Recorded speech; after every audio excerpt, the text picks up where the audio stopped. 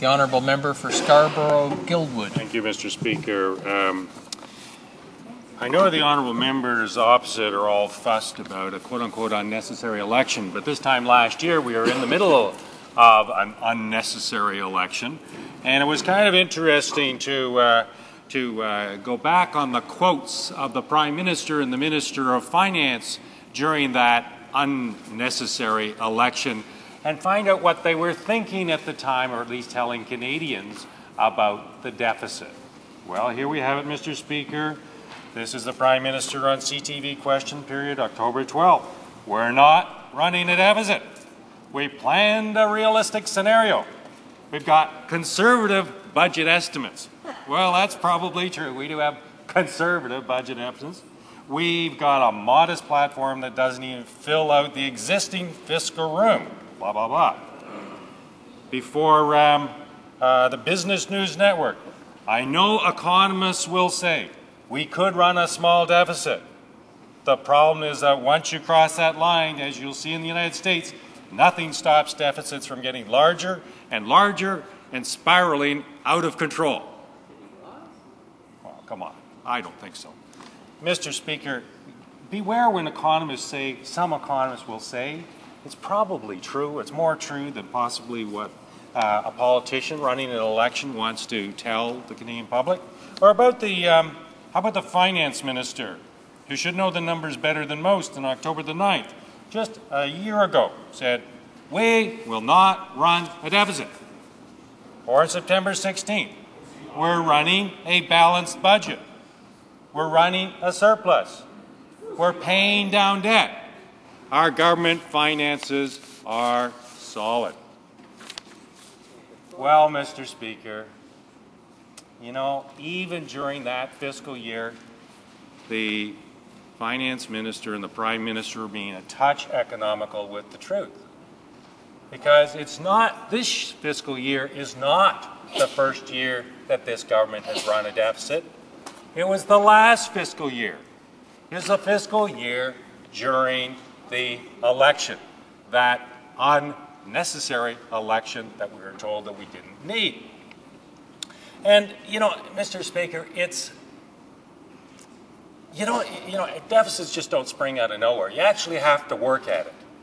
You have to really work at mismanagement in order to take a $13 billion surplus that you inherit from the previous government and then run it into a $60 billion deficit over a period of four budgets. So they start out with revenues in really their first year of administration of $236 billion.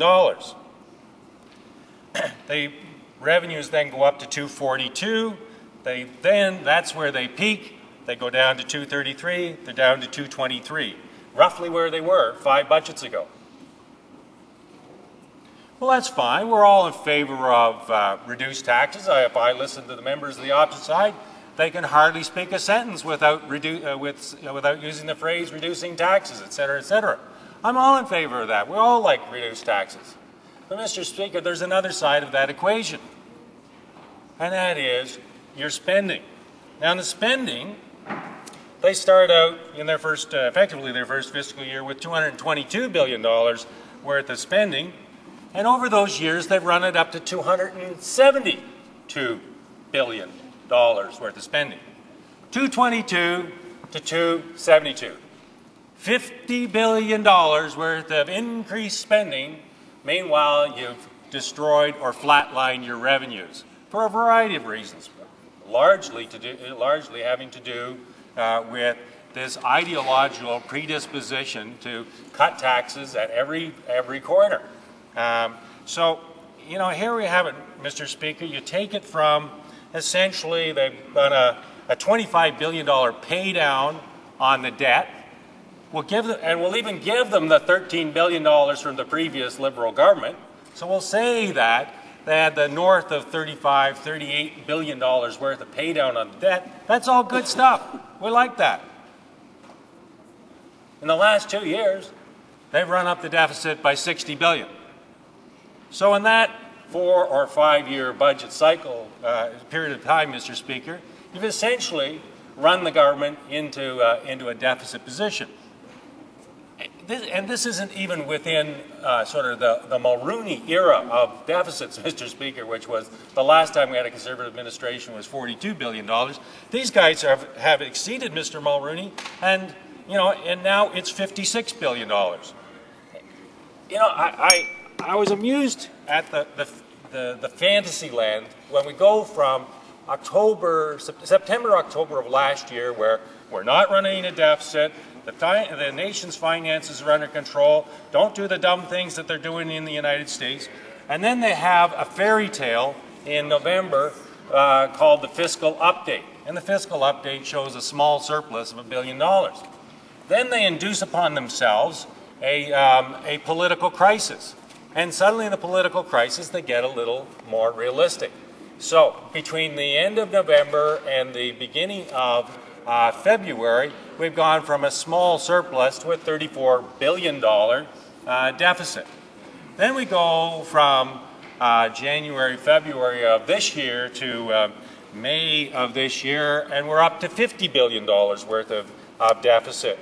Then as of this month, or sorry, last month, we're now at $56 billion worth of deficit. Lord knows what next month will bring as far as a fiscal update is concerned. Or will we be getting more fanciful statements from the Prime Minister and the Minister of Finance saying the nation's finances are under control? It is a conservative budget. Well, Mr. Speaker, it certainly is that. It is a conservative budget. It is a conservative example of gross mismanagement of the nation's finances, Mr. Speaker. And you wonder why the Liberal Party would withdraw confidence in this government. Mr. Speaker, the Prime Minister is given enormous powers in our system of government. He gets to control the executive of the government by appointing the cabinet. He gets to influence the judicial branch of government by appointing the justices that sit on the Supreme Court and all of the ones below that. He gets to influence the legislative branch of government by appointing senators. And he, of course, shown some great enthusiasm for appointing senators lately. Enormous power, Mr. Speaker, enormous power concentrated in one person and in one office, Mr. Speaker. And the only thing that this system requires of the Prime Minister is that he maintains the confidence of this House. And he hasn't. He hasn't, Mr. Speaker.